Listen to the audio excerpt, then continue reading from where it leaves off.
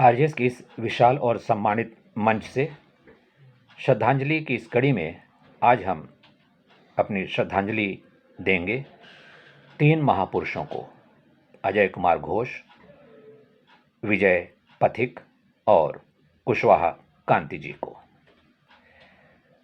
अजय कुमार घोष का जन्म 20 फरवरी 1909 को बंगाल में हुआ था।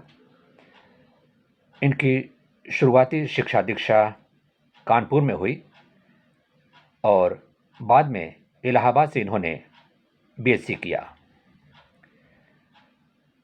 1928 में सरदार भगत सिंह, सुखदेव, राजगुरु, बटुकेश्वर दत्त के साथ कारावास गए और लाहौर कांड में भी ये सजा के भागीदार बने थे। 1933 में इन्होंने कम्युनिस्ट पार्टी में आकर के उससे स्वयं को जोड़ लिया और 1951 में इनको महासचिव भी निर्वाचित किया गया था। इससे पहले 1934 ईस्वी में इन्हें सीपीआई का केंद्रीय कमेटी सदस्य और 36 में पोलित ब्यूरो का सदस्य भी बनाया गया था। 1951 ईस्वी में इन्हें महासचिव भी बनाया गया था। 1933 में जब ये भारतीय कम्युनिस्ट पार्टी से जुड़े तो इससे पहले इनकी मुलाकात श्रीनिवास सरदेसाई जी से हुई थी, जिसके माध्यम से ये इस पार्टी से जुड़े थे, इस विचारधारा से जुड़े थे और इन्हें क्रांतिवीर मजदूरों का मसीहा कहा जाता है। इस तरह से ये एक पत्रकार थे, लेखक भी थे और इन्होंने पार्टी का जो प्रमुख पत्र है द नेशनल फ्रंट के संपादक सदस्य भी थे। इसके अलावा इन्होंने न्यू एज मासिक पत्रिका का संपादन भी किया था और कहा जाता है कि 1931 में कराची कांग्रेस में इन्होंने सुभाष चंद्र बोस से भी मुलाकात की थी। इस तरह से ये क्रांतिकारियों से जुड़े हुए थे और उनसे प्रभावित थे, लेकिन आखिरकार क्षय रोग के कारण 11 जनवरी 1962 को इनका देहावसान हुआ। मजदूरों के मसीहा इस क्रांतिवीर को हम इस मंच से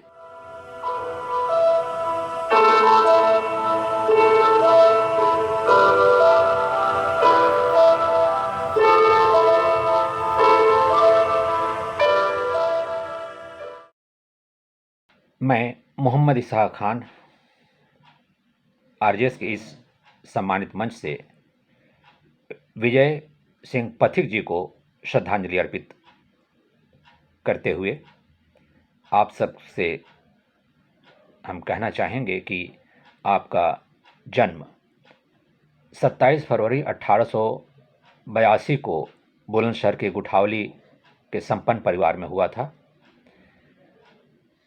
और कहा जाता है कि आपके दादा इंदर सिंह मालागढ़ रियासत के दीवान थे, जो 1857 के क्रांतिवीर भी रह चुके थे।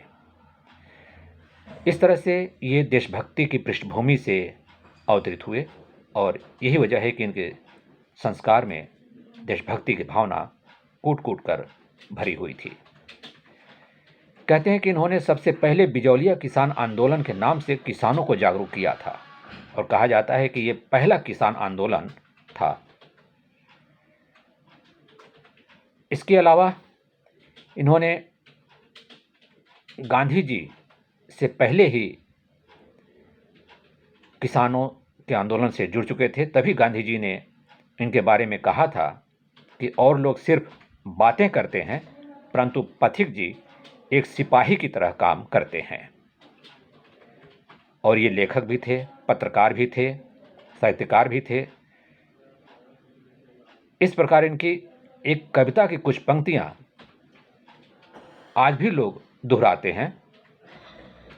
यश वैभव सुख की चाह नहीं, परवाह नहीं जीवन न रहे, यदि इच्छा है तो ये है जग में, स्वेच्छाचार दमन न रहे। शब्दों से भी क्रांतिकारी थे, अपने कर्मों से भी क्रांतिकारी थे। इस क्रांतिवीर को हम श्रद्धांजलि अर्पित करते हैं।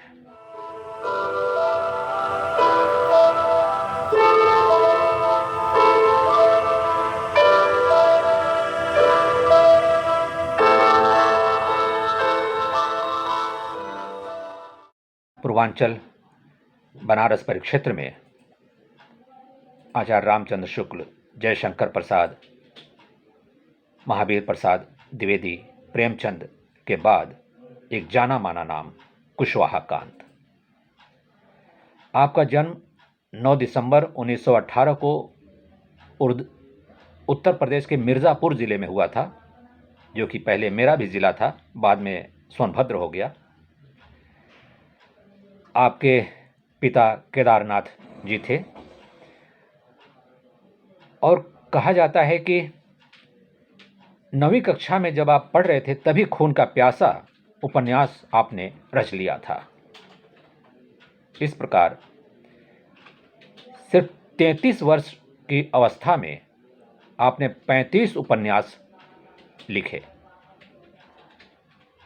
और इन उपन्यासों में लाल रेखा, पारस, विद्रोही सुभाष, आहुति प्रमुख रहे। लाल रेखा क्रांतिवीरों की जीवनी पर आधारित उपन्यास है और इसके बारे में कहा जाता है कि इसे पढ़ने के लिए लोगों ने हिंदी सीखी, और क्योंकि उन दिनों त्रिलोचन शास्त्री, बेचन शर्मा उग्र, देवकीनंदन खत्री की तिलस्मी उपन्यासों का सिलसिला चल पड़ा था। उनके बाद इनके उपन्यास लोगों के दिलो दिमाग में छाए रहे, क्योंकि इसमें श्रृंगार के अनूठे फूल भी समाहित थे और उस वक्त के जीवन शैली की व्यवहारिकताएं भी। इस तरह से 1940-50 के दशक में ये उपन्यास के क्षेत्र में स्थापित नाम वाले बन चुके थे। आप का देहावसान 29 फरवरी 1952 को हुआ था और कहा जाता है कि कुछ विद्रोहियों ने, कुछ आतताइयों ने एक आक्रमण में आपको काफ़ी चोटें पहुंचाई और जिसके कारण आपका देहावसान हुआ।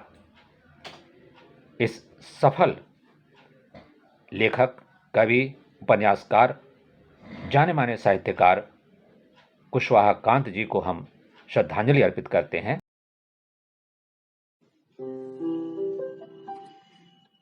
सकारात्मक सोच को आओ सारे भारत में फैलाए, सकारात्मक ऊर्जा का आओ सब में संचार कराए। ऐसा ना हो कि हम अपनी जिम्मेदारी भूल न जाए, क्यों इंतजार करें हम किसी का, आओ एक मशाल जलाए। सकारात्मकता के उदय का चलिए हम उद्घोष कराए। RJS जय हिंद के नारों से अपना देश जगाए, RJS वंदे मातरम से सारी सरकार जगाए।